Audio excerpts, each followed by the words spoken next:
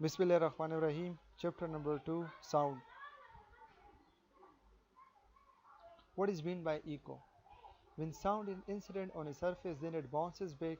When we hear this reflected sound, this whole phenomenon is called echo or reflection of sound.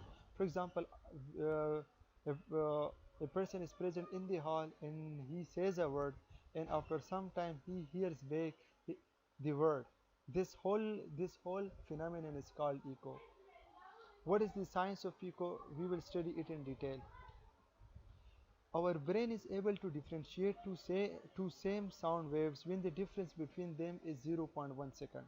This is the incident sound and this is the reflected sound. When the difference between this incident sound and the reflected sound is zero point 0.1 second, then our brain will be able to distinguish between these two sound waves. So for echo, the time should be at least zero point 0.1 second or greater than zero point 0.1 second. Now, how much distance is required for an echo? We will use the formula that distance is equal to velocity multiplied by time. The velocity of sound in air is 340 meter per second, and the time required for echo is 0.1 second, so the distance comes 34 meter.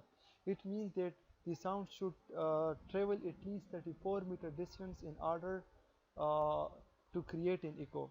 So it means that the sound will travel 17 meter from one side and then 17 meter from the other side, and the total distance then it will become what, 34 meter. In simple words, we can say that in order to hear an echo, the distance between us and the reflecting surface should be at least 17 meter. Relationship between frequency and velocity of sound waves. Velocity of a sound is equal to frequency multiplied by its wavelength. The velocity of sound in a particular medium is fixed, so it means that if it will have higher frequency, then its wavelength will be lower, and if it will have higher wavelength, then its frequency will be lower, but the product of these two in a particular medium will be always fixed, because the velocity of the sound in a particular medium is fixed.